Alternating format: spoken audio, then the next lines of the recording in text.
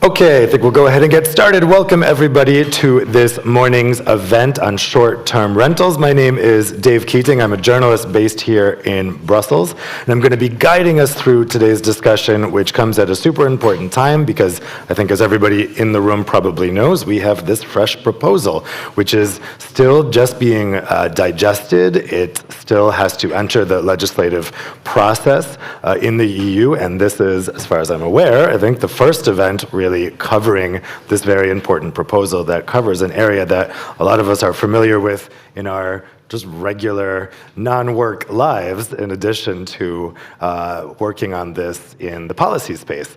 So I'm very excited and interested to hear the various thoughts on what's coming next in the area of short-term rentals. So we know that short-term rentals have become increasingly popular over the past decade, because they're offering alternative accommodation to traditional hotels and bed and breakfasts. There's a variety of platforms showcasing the availabilities for these types of accommodations. Some of them are more well-known than others, but certainly this is a space where more and more of these platforms are propping up. There are a variety of reasons that some people prefer these types of stays over a hotel. Sometimes it's for greater flexibility. Sometimes it's to have the experience of staying in a home rather than a hotel room. And sometimes it's simply because the cost can be cheaper. However, the growth of these types of accommodation has also led to some challenges in recent years, particularly in bigger cities where STRs can put pressure on housing availability and affordability. There's also been grumbling from traditional hotels saying STRs haven't been subject to the same taxation and regulation as they are. This has become particularly frustrating as people have bought apartments only with the intention of using it for a short-term rental business. At the same time, however, completely regulating STRs as if they were hotels risks overburdening the industry and could really lock out just normal people who want to rent out their apartment or maybe just a room in their apartment or in their home. Now, at the same time, as there are all these challenges, we also know that STRs can benefit local communities by contributing to better territorial spread of accommodation, so you don't just get this crunch of hotels right in certain areas, that people can be spread out, the tourism can be spread out throughout a city. You can also help put on the map less well-known destinations, both within cities and outside of cities, maybe in rural areas. So while some have called for governments to crack down on short-term rentals, others have warned that there's a risk of throwing out the baby with the bathwater. The most frustrating thing for both renters and owners is the patchwork of different regulations across Europe, with different cities having put in place different policies that change frequently and sometimes seemingly without any notice. In the absence of a harmonized framework, the regulatory approaches to limit the spread of STRs have varied greatly from country to country and from city to city. At the same time, the rules that have been in place, particularly by cities, have proven very difficult to enforce, and pressure has mounted for the EU to propose harmonized solutions to address these challenges. Now, earlier this month, the Commission proposed a regulation to harmonize these various rules, and specifically looking at enhancing transparency, which they say will help public authorities ensure a balanced development of STRs as part of a sustainable tourism sector. The new rules are supposed to improve the collection and sharing of data from hosts and online platforms, which will in turn, they say, inform effective and proportionate local policies to address both the challenges and the opportunities that STRs present. The proposal is now being reviewed by the European Parliament and national governments, and if they approve it, authorities will have 2 years to establish the necessary mechanisms for data exchanges. So, is the Commission's approach the right one? And what will it mean for the future of the travel and tourism sector? So we have excellent panelists to discuss this with us today. Let me introduce them to you now. We have Amaryllis Verhoeven, Head of Unit for Digital Transformation of Industry at the Director General for Internal Market, Industry, Entrepreneurship, and SMEs at the European Commission. We have, just to my right, Josiane Coutillard, member of the European Parliament from Malta, and also a lawyer by training and background. We have Luis Canja Campos, EU Affairs Delegate for the Portuguese Tourism Office. And we have Emmanuel Monnier, who is Secretary General of EU Travel Tech. Thank you all so much for being with us today. Amaryllis, we're going to start with you because we really want to hear the Commission's perspective on what's just been put forward. So tell us a little bit about what's in the proposal and what is the Commission's reasoning for crafting the proposal in this way. Okay, well, thank you very much, first of all, for inviting me here. Very happy to be here with you this morning. I think on the reason you have already restated very much the reason. We have been following the exponential rise of the short-term rental sectors for a few years now. We see indeed that short-term rentals, they are an integral part of the tourism accommodation sector by now. 25% is already, of all tourism accommodation is offered through short-term rentals, and there has been an exponential increase. And indeed, as you say, we see many benefits here of this new development, but also some challenges, okay? One of the main challenges is indeed challenges related to transparency. Who is renting out what, where, for how long? That is a question that cities find very difficult to resolve. A hotel, you see immediately, short-term rental, much more difficult to identify. So lack of transparency is a big issue, notably for cities, local authorities. At the same time, we see also increasing frustration in the other parts of the sector when it comes to all the kinds of fragmented data sharing requests.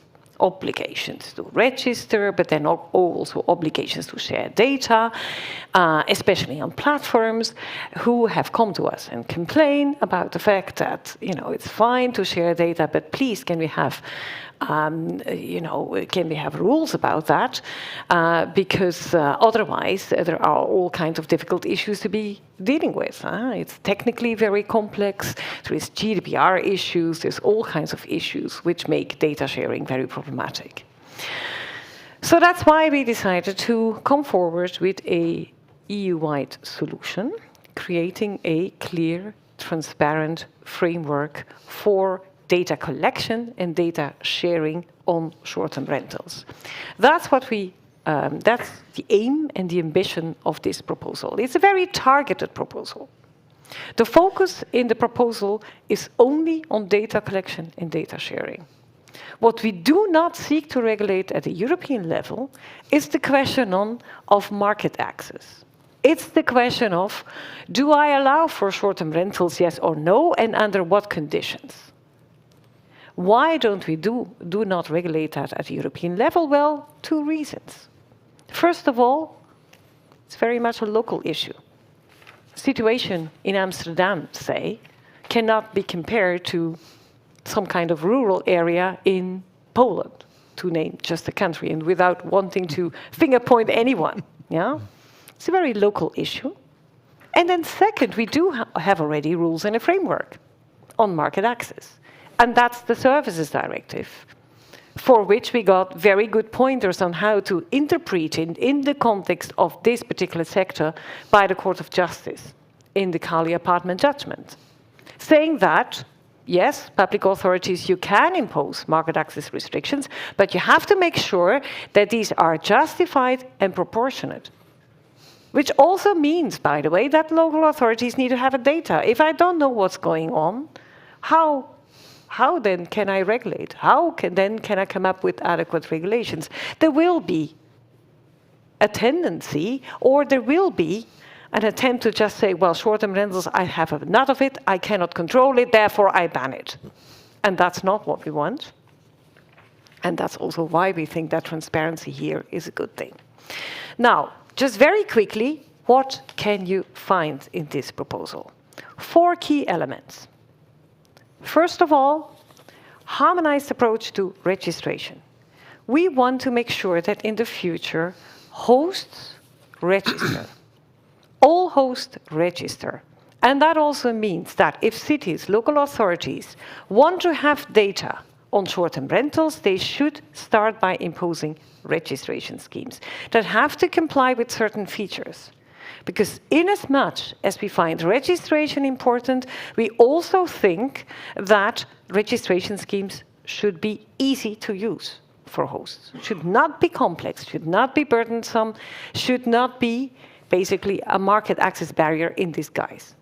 Okay? So harmonized approach to registration becoming obligatory for cities, local authorities that want to have data on STRs, and then they have to apply it for all hosts. That's the first leg.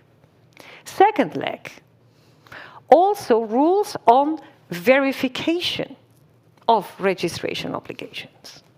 We want to make sure that as a result of a registration process, hosts get one unique registration number, and that they then use this registration number when going online on a platform, which means that in turn, we require all platforms to make their websites in such a way that filling out a registration number becomes obligatory. And this is very important because otherwise, there will always be a tendency to say, well, I'd rather not register because I don't quite comply with the rules and I don't like the controls, so I go black. No, that's a door we want to close. We want to have full transparency. Therefore, registration numbers need to be used and put online. Yeah? What if that not happens? We build on top of what is already in the DSA. So platforms will have to carry out random checks. And if cities, and I come to that, because of all the data they will be getting, find indeed that somebody is going online without a proper registration number or a fake one or whatever, points to the platform, say, here is something dodgy, there will be an obligation on the platform to take down a listing. Like that, hopefully, we have a registration and a transparency which is also effective in practice. Then the third leg, and it's all one whole. Reporting obligations on platforms. We want platforms to report every month to cities and local authorities the so-called activity data. What are the activity data? These are the data that you cannot get through just managing a registration system. In a registration, you will know who is renting out what and where. But what you don't know is how many guests will be received and how many nights. All these things you don't get. So that kind of activity data, we want platforms to report on a monthly basis to the cities in connection with the registration number, in order to allow for a continuous control, transparency, but also control on what is going on. In order to make the system as simple as possible, authorities will have to set up, at the national level, a so-called single digital entry point. That's just an interface. It's not a new bureaucracy. It's just a technical interface that is there to collect the data from the platforms and make sure that it reaches the local authority that is concerned by a particular set of data. Because here we're dealing with personal data. So we want to make sure the data is only going to the local authority that really needs that data. And that data can then be used for certain purposes. Okay? By the way, we also say in our proposal that the data can be and should be properly reused in an aggregate form for a wider set of purposes. You know, we are building together with the sector a tourism data space. The STR data can be used also over turn, of course, in the context of the tourism data space. So regular reporting obligations, all via electronic means, with then a clause for smaller platforms, very small platforms actually, the micro platforms not exceeding a certain volume of traffic, they can do all this via Excel sheets with a lesser intensity in terms of a reporting period, because what we want to make sure is that we don't create anything which could be too burdensome for smaller platforms in Europe. Then last pillar, and I'll stop it there, information monitoring enforcement obligations. A burden that we have seen so far is people saying, well, the rules change all the time, we don't know what they are. Therefore, public authorities will have to make sure that all information on rules and regulations concerning STRs are being publicly available online on a national website. It's actually not very new. It's also already flowing from the single digital gateway regulation that is in place. Yeah? So, clear information, monitoring. We want member states to monitor, to tell us what is going on their territories, including report to us any problems relating to any transfers of data, because we want to see whether the regulation is effective. And then when it comes to enforcement, for the enforcement, bifurcated system. Compliance by design provisions will be controlled via the mechanism set up by the DSA. Yeah? For the data sharing activities, there we rely very much on the rules as they apply today, in order to make sure that member states have all the tools in their hands. We also require them to think in advance about a system of penalties that could be applying to platforms that don't apply. So with this, we hope that we have an easy system, an effective system that does the job for all the various players, that brings the necessary transparency to the market, which should be beneficial for all the reasons that you mentioned. Voilà, that's what we have in it for you. And of course, now I'm very curious to see what the other panel members and all of you think about the proposal. Thanks. Yeah, let's get that reaction. It's interesting, the focus on transparency, especially that third pillar with the monthly reporting, is also so helpful for tourism authorities, because up till now, it's been very hard to know how many people are actually using this, and then it's hard for actually tourism authorities to be able to respond appropriately. So Josiane, let's get your reaction first. As I mentioned at the beginning, this is now headed over to the European Parliament. What is your view on the tools that have been proposed here for member states to get a better handle on the transparency and to also address some of the challenges with STRs? Definitely, it's a most welcome proposal. It's something that as a European Parliament, we have been monitoring and mentioning and looking forward towards the Commission's proposal, because firstly, it affects a lot the tourism field, which I work upon directly in the TRAN committee and the tourism task force, and I look forward also for further exchange of views with the Commission on this, but also when it comes to the TRAN committee, also contributing towards strengthening this proposal. And let's speak about the tools which are given towards the different actors. A lot has been said, so I'll try to pinpoint some aspects which I really believe are beneficial. First of all, we have different stakeholders in the tourism sector. So there are the customers and consumers, which will definitely benefit from this, even when it comes to having their mind more rest assured when it comes to security, when it comes to ensuring legal listings, some things which was also already mentioned and also worked upon in the DSA, but with this tool it will also be positively developed.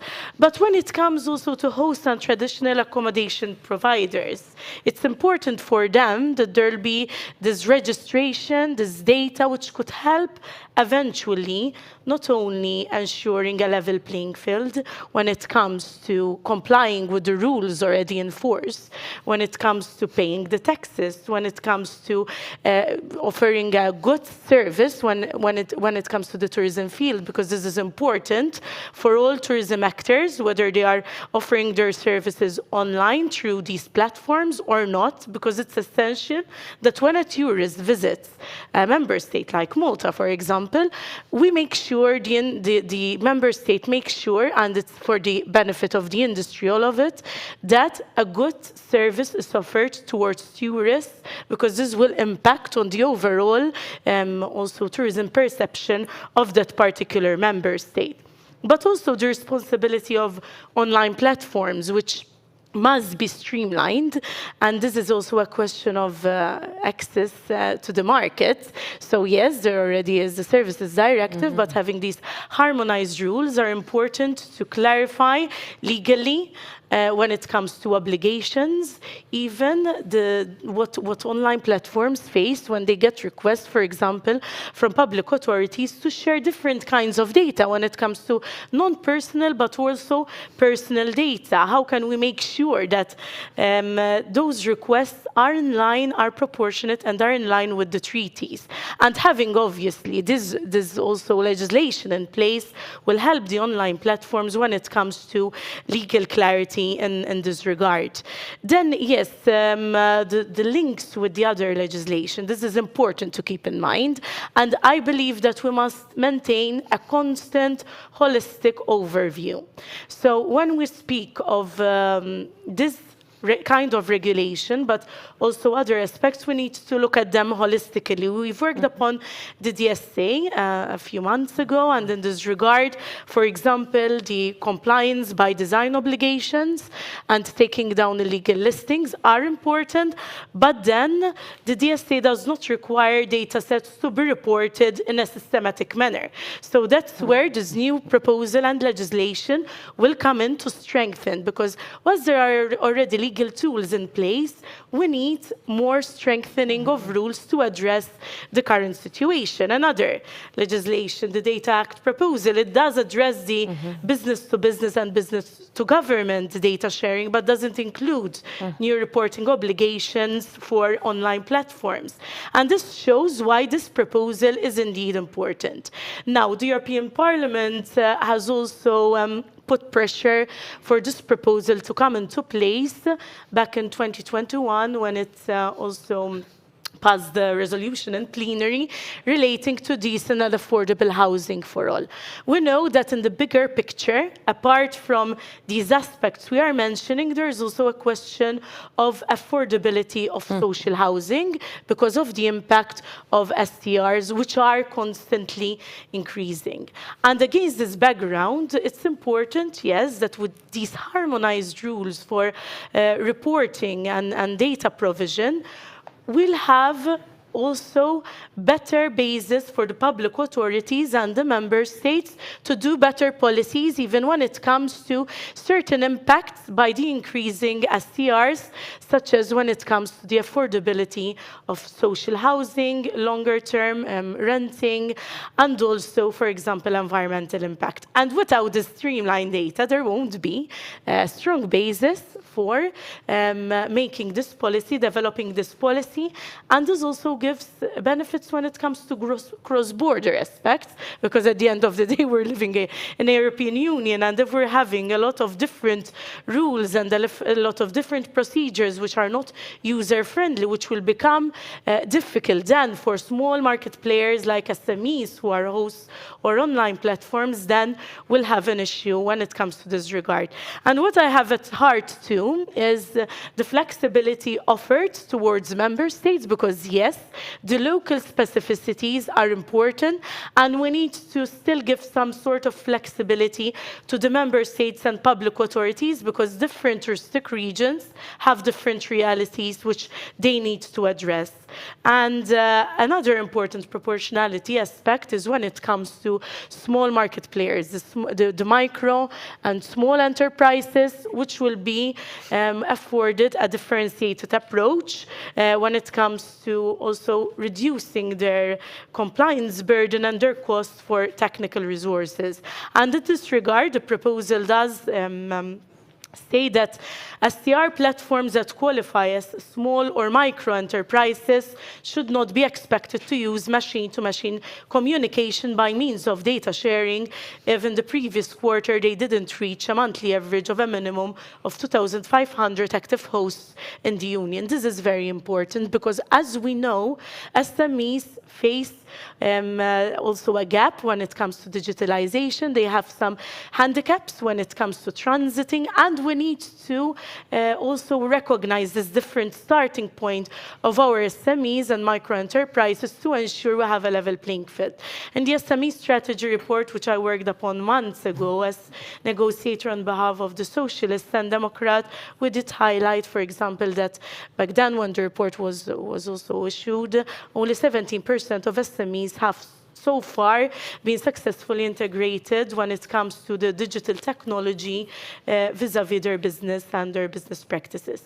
So we need to keep this in mind, and that's why it's important that we have this proposal. For sure, we have ideas as how to strengthen it, because that's where the Parliament and the Council come in, but it's really important and we welcome it, because there are a lot of gaps that we need to address, and that if we take this holistic approach, it could really be beneficial to ensure that we have legislation and policy in place within the European Union which is fit towards the digital age for our customers, consumers, but also all types of businesses within the European Union.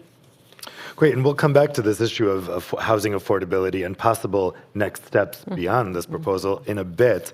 Luis, I want to turn to you next. So Portugal is one of the countries that has actually worked with stakeholders in a way that the scene is pretty good so far, and it's one of the countries where people operating in this space have said it's a bit easier. So what exactly has Portugal done in this dialogue with the relevant stakeholders to effectively manage STRs? What's made the system successful, and then what could be replicated in other countries? Okay, thank you so much.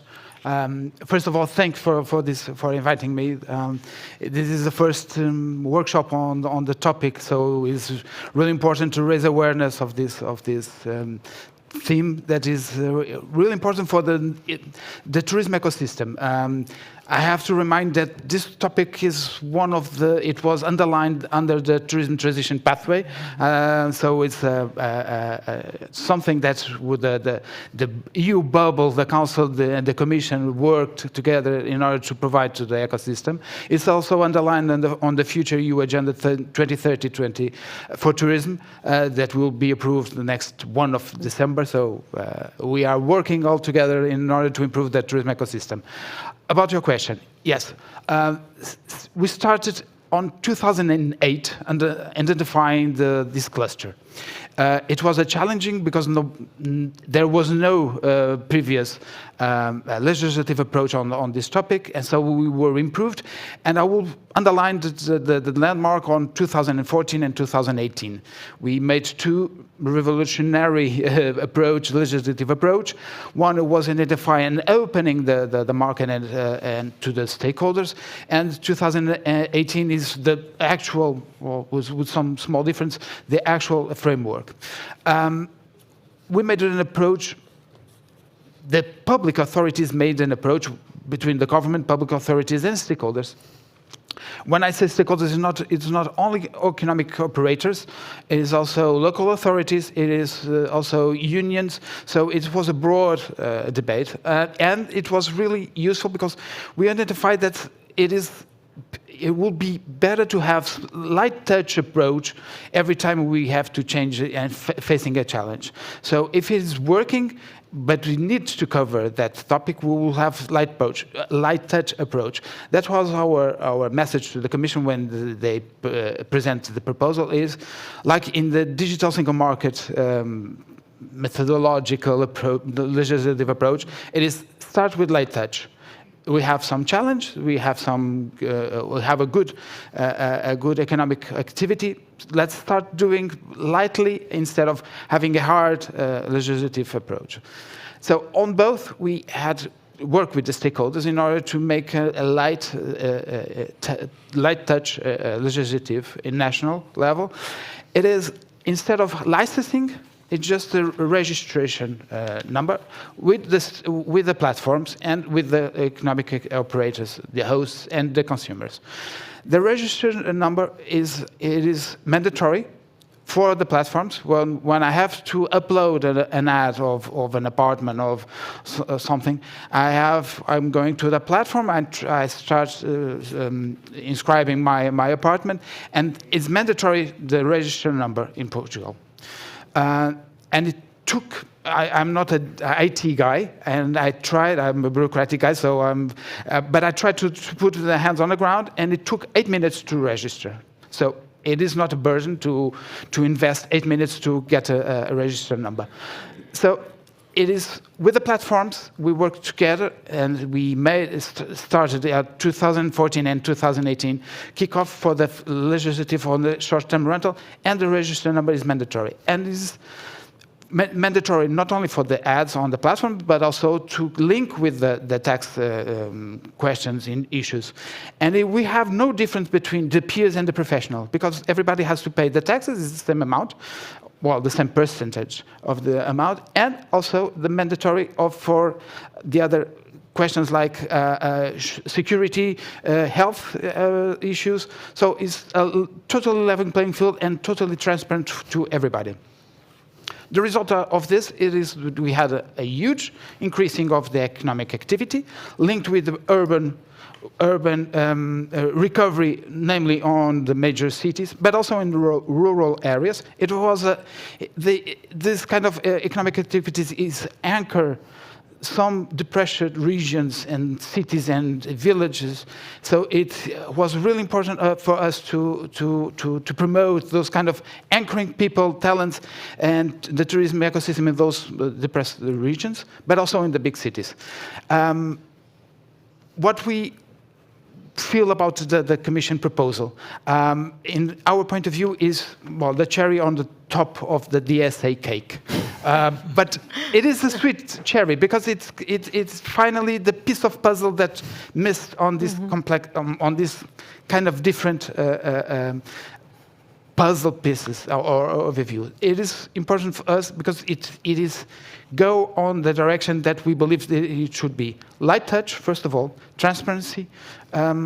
We had also working with bilaterally with the platforms in order to exchange information, because it's important for us, this kind of proposal, but we would prefer to have more ambitious in order to exchange data, because we are totally committed with the tourism data space. It is really important because I usually give this example. All the telecoms know how many people are in this room, but the guy that wants to sell waffles doesn't know. It is important for those kind of micro and SMEs to have access to data from the public authorities. So public authorities should have more and better data, either from platforms and other sectors, but in this context, it's platforms, in order to public administrations provide good data to the namely micro and SMEs, not only for them, but namely for those. If we want to digitalize more this community, this ecosystem, like the dear map said, it is important to give the right tools for the digitalization, but also for the same time to provide the best data that they need. So, having this said, we are, as a overall approach, we are quite happy with this proposal. We believe that it is a really good first step. We had already a meeting in Prague at DG level, Directors General for Tourism. It was quite great to hear that majority of member states were happy with this proposal. Some of them have questions. We have also some questions that we want to work with, not only in the Council, but namely with the Commission. But we are quite keen on this proposal because it is.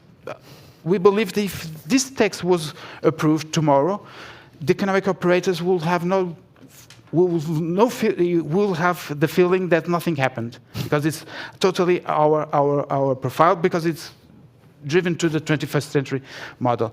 Just one final remark about the data. I would like to stress that it is important to have different kind of approach, not only for the big platforms, but also the micro.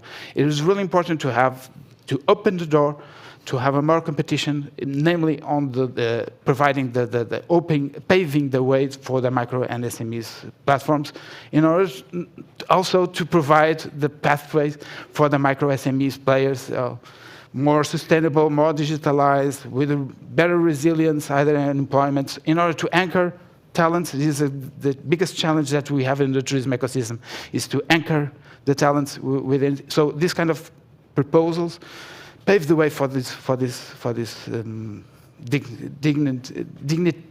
dignifying challenge. Great, thanks. Emmanuel, let's turn to you next. How do travel platforms feel about the Commission's proposal, and what challenges that your members have been experiencing will be addressed by this proposal? Thanks a lot, Dev. Well, it's not easy to be the last, and well, everybody has heard a lot of praise about the proposal, so I will try not to add too much. But it is clearly, as you said, a very positive step toward the right direction. Also because, well, short-term rental has been discussed for a very long time at your level, with all stakeholders involved, the platforms, the hosts, the local authorities, etc. A lot of workshops. We can go back to the collaborative economy communication in 2016, then workshops. You had an initiative report in the European Parliament. A lot of discussion so far with no concrete proposal. You had the CJ case law adding to the framework. You had the DSA also providing some solutions. But finally, we have a text on the table dedicated to this topic. And I think there are a lot of expectation for this text, because they have been built up for a very long time. And so we're very happy to see that finally European lawmakers have a chance to discuss the matter and to try to find the right solutions. And before I go to the proposal, maybe a few words about STR. If we are here, it's not because STR exists, because it has been existing for a very long time, but because of this exponential growth you've mentioned in the last 2 decades. And clearly, platforms operated by Neutral Tech members have enabled this growth. But it's also important to remind that this growth is also due to the demand of European citizens looking for alternative accommodation options. Because while you don't find in an STR what you find in traditional accommodation options, you find more authenticity, more space, more privacy, different services, lesser services, one could say, lower prices. It's not the same thing. And so we have really enabled demand to match an offer, allowing property owners to have access to a worldwide customer base. But it was really driven by citizens' demand. So that's important to keep that in mind when having this discussion. Now, this proposal will do a lot of things. What it will not do, and you've been very clear on that, and I take the point, it will not tell local authorities how to regulate short-term rental. Clearly not. Well, we believe that legal certainty is important in this field as well. One could say that it's not really a matter of having a regulatory framework, but not a matter of enforcing the existing framework. This proportionality test that needs to be conducted whenever you set up a local scheme on STR is already embodied in EU law, and it's more an enforcement matter. This being said, if this enforcement could be, well, guided with some guidance at European level, we think it would be really helpful to ensure that STR regulations are indeed meeting this proportionality test. Now, what this text will do, good things it will do, and I have to go through some praise, sorry for that. It will clearly enable public authorities to design, to implement, and to enforce their STR schemes on a sound basis, with data collected, solid data collected from all players, hosts, platforms, with the right data, the data they need to do that. And clearly, having discussions on STR schemes and possibly their compliance with YOLO grounded on facts will clearly be a meaningful step forward. And we really welcome that. And we also clearly welcome the fact that it will be done with a harmonized data collection method. That's really super important. This weekend, I had a look at the staff working documents of 200 plus pages issued by the Commission. A very interesting reading. I saw that in 2020, you had 1,700 data requests made to platforms by local authorities. 1,700. And you have, on the other hand, a bit more than 700 platforms operating in the STR field in Europe. Well, this fragmentation with this 1,700 different requests, with different data points, with different data formats, it's already hard to manage, if not impossible, for platforms such as those member of EU Trolltech. But imagine those smaller ones operating in a few member states. It's simply impossible. It's too complex. So clearly, this harmonization is very much welcome.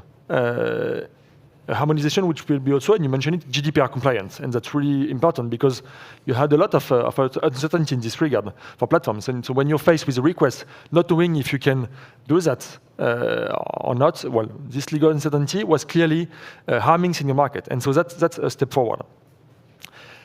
And where this is really an interesting approach is that you do that with a very interesting cost-benefit ratio. An automatic and immediate registration schemes. So 8 minutes is the objective. Indeed, if 8 minutes could be the case everywhere, that would be perfect. No obligation for member states and for local authorities rather to set up those registration schemes. If they want to have access to the data, they do it. If they don't, fine from them. Also for us, limited number of data points, only those that are actually required. So that's much less burdensome than it could be with some existing registration schemes. So overall, I think each and every player of the ecosystem finds something that could work, provide what they need with limited administrative burden. I like what you said, saying that, well, at the end of the day, if nobody really notices among platforms and hosts that this new system has been set up, it could be seen as a good thing, meaning that the impact will be low, still fulfilling its purpose to enable, once again, local authorities to build policies which make sense and to enforce it, ensure the compliance of all players in a meaningful way. This being said, well, harmonization is great, but there is always one more step towards harmonization. And when we look at the proposal, we see a lot of ways here and there to go towards more harmonization. An obvious example could be the STR definition. Here you still have this reference to national law, which could create fragmentation, which will allow to maintain fragmentation. So clearly, we will hope to go one step forward harmonization here. I could provide a few more examples, but I'm happy to take part in the discussion that will take place as from now and share them with you or further in the discussion. But to conclude, clearly, we believe that with the additional transparency it will provide, this regulation will be very positive for all players. And let me be clear, we fully acknowledge that in certain cities, this STR exponential growth has caused some issues regarding housing affordability, regarding cohesion on local communities. Clearly, it has happened, and it's fully legitimate for local authorities to try to regulate this phenomenon in an adequate way to address the concerns of their constituents. So this is absolutely normal. And EU law is not telling them in any way they cannot do it. It just tells them they can do it when there is an overriding reason of public interest in a proportionate and non-discriminatory manner. So let's build those STR schemes everywhere based on this solid data, schemes which work for everybody, for local authorities, for hosts, for platforms, for citizens overall. And clearly this text is a key building block to go in this direction. We hope there will be more in the future, but it's absolutely positive for us. Yeah, so on that note, let's take a moment to talk about what's not in the proposal before I open it up to questions from the audience. Amaryllis, you rightly mentioned that this is not addressing market access, that this is about data sharing, and that certainly when it comes to how to treat different players in this market, you're getting into taxation issues, you're getting into subsidiarity issues. But tell us, we've heard kind of vaguely that this is a first step in this space, and that once you had a better handle on the data in the space, it might be possible to make further regulation. Could you tell us a bit about what the Commission might be thinking about in terms of next steps, and could any of those next steps address about some of the concerns that Emmanuel was just mentioning? Okay, well, thank you very much. Well, when we say first steps, the first work to be done is really at the level of the national authorities. I mean, the deal is national authorities will have better access to data. Better access to data, we hope, will translate in very proportionate rules everywhere. Now, in many member states, rules are proportionate. I'm not saying that, STR rules are a problem overall, but there are some issues of concerns. And by the way, and here I'm very happy actually that in the room I have my colleagues who work on the Services Directive related aspects of STRs. We do have a number of complaints that we are looking at, and for which we are looking at, is there here, shall we take further steps, etc. We are in dialogue with many cities where we have serious questions about, whether or not the rules that are currently in place proportionate. So we have already the Services Directive out there. We are getting complaints. There is also a lot of cases and case law going on at the national level, so the discussion is out there. We are taking steps. We are in discussion with authorities where we are not satisfied. We can go further, as you know. And then we hope, of course, now with the data that, the framework will become a lot more clearer, and that with this, indeed, we will stimulate better frameworks over time. Now, indeed, as Emmanuel says, we could go further in the future. If there is material for it, we could issue some further guidance, but we have also the feeling that with Kali Apartments, we have already quite some solid guidance out there. In any event, with the STRs, if the regulation is there, the data will be there. There will be clarity about what regulations apply where, because that's part of the information obligations. We will have the regulatory monitoring obligation also on member states, creating also even additional materials for an ongoing dialogue on where exactly to put the cursor. But as you know, at the last level, whether or not STRs and what kind of STRs can be allowed, that is always going to be a question of a balancing framework for which local authorities will have to, they are ultimately responsible for the balancing act to be done there. But we as a Commission do take this serious. Absolutely, and we're following up very closely. And if you need more details, my colleagues are in the room, which shows already that we are doing things in this area. Otherwise, I wouldn't be there in the first place. Yeah. You guys might be in the hot seat during the lunch. Josiane, you mentioned in your intervention the STR's effect on housing affordability and availability. Do you think that having this data, more data transparency, is that going to help the situation? And would you like to see further EU legislation in this area to tackle that specifically? So definitely it will be helping, as we're stating, and as I said earlier on, having streamlined data would definitely help when it comes to making better policies, not only for the member states and local authorities, but also for the European Union. And I believe that now, yes, the monitoring will be important to see what's needed further. But yes, we must keep in mind this backdrop that there's also this aspect of the social aspect of housing affordability, what the cities have been drawing our attention towards, what the European Parliament has also insisted upon within its housing resolution.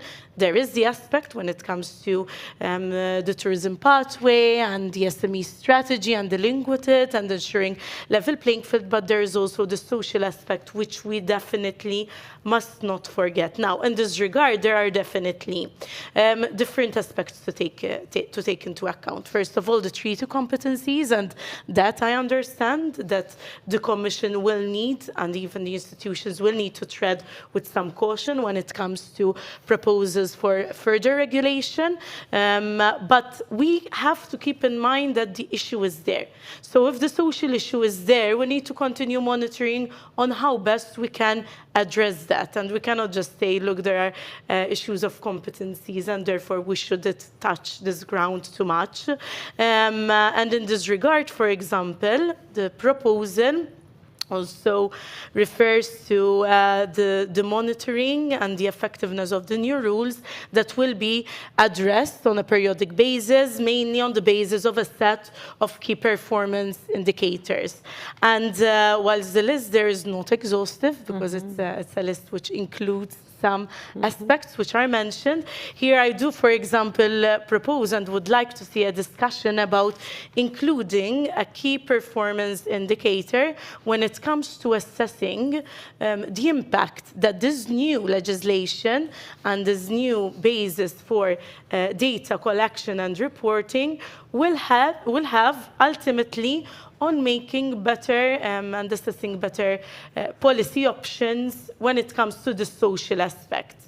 So yes, when it comes to key performance indicators, I think we should look at the bigger picture as to why we are proposing and discussing this legislation today, as to the whole background of it from the economic, but also social perspective. Then when it comes, if I may, to some other improvements of the proposal, which I'd like to discuss further, yes, we have already an aspect, as I said, a differentiated approach to take into account the reality of micro and small enterprises, but maybe we can look a bit into that further. Is this differentiated approach being proposed enough to ensure a level playing field, for example, or could we have some other aspects? The digital literacy of hosts.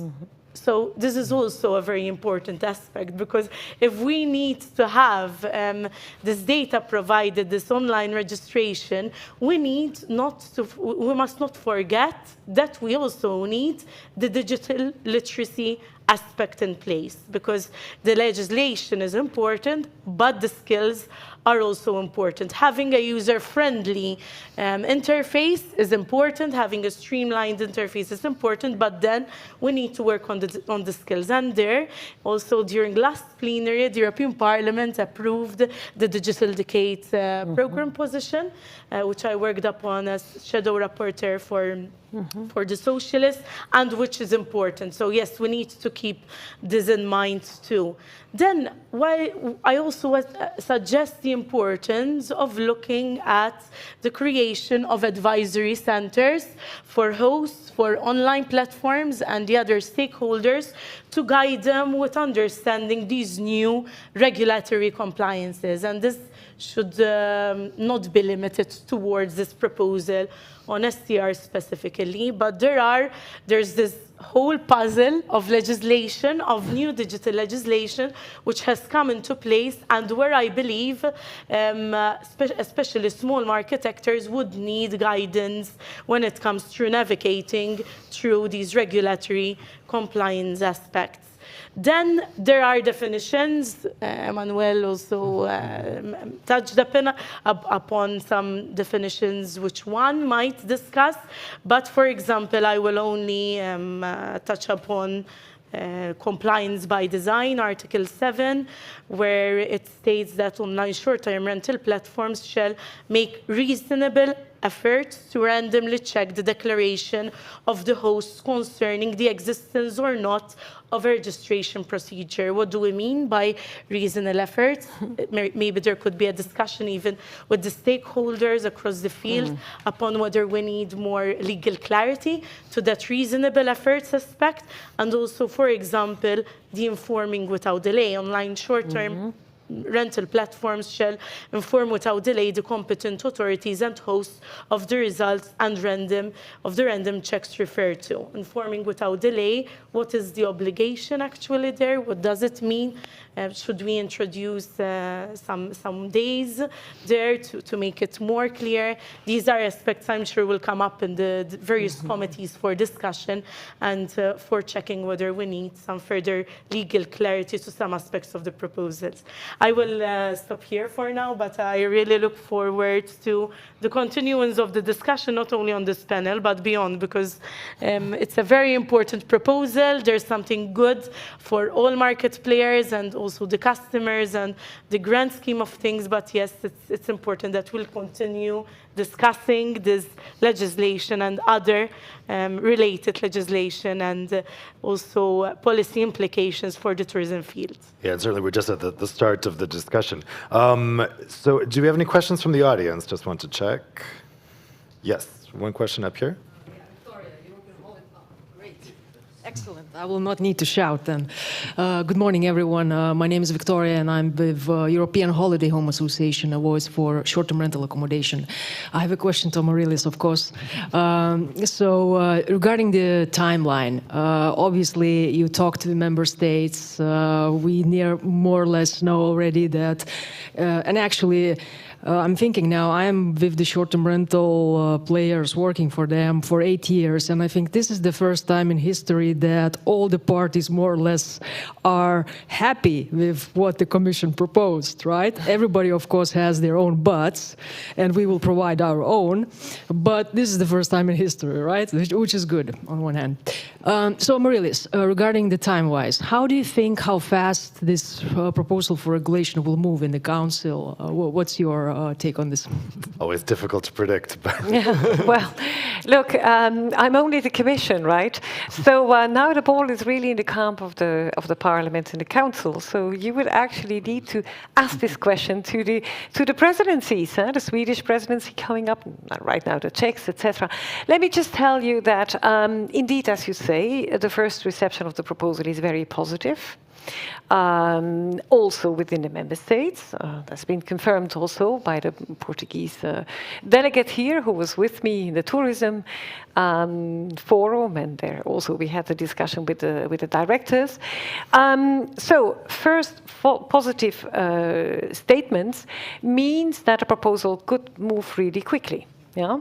Now, how quickly it will move, that's not for me to say. I know that the Czech presidency is very committed, the Swedish presidency is very committed, and the rest of the presidencies as well. So if also the Parliament moves quickly, which I also hear might happen, then we could break some records here, which I personally would welcome.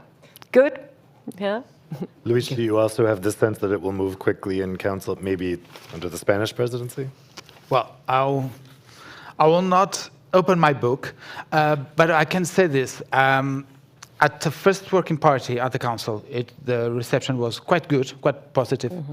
Even the Commission was surprised how good it was, the reply from the Member States. The commitment from the Member States in order to, well, we had 4 days to have the first impression on the document. Many Member States had a lot of questions and interpretation questions to the Commission. And so the Member States delegates were really quite well prepared. They read the text, they had already some feedback. So in Prague, we had two major points on discussion on the DG, Directors General meeting. One, it was this proposal, the other was PTD, two different worlds. So on PTD, the Member States were totally divided. On here, the flow, the wave was on the same flow, so good direction. So I would say that the burden on this negotiation probably will be more on the Parliament than in the others.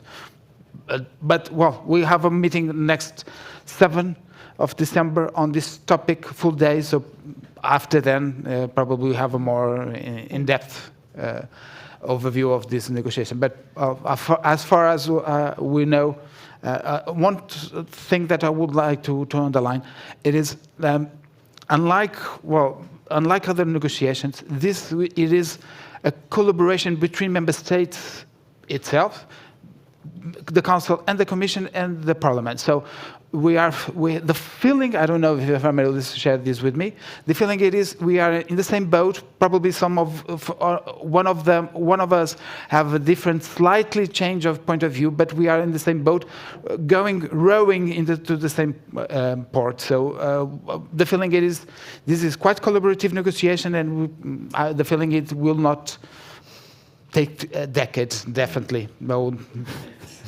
Hopefully not. But I have a feeling the Committee of the Regions will also have a lot to say about this in an advisory capacity as well. Do we have one more question from the audience? Yes, back there.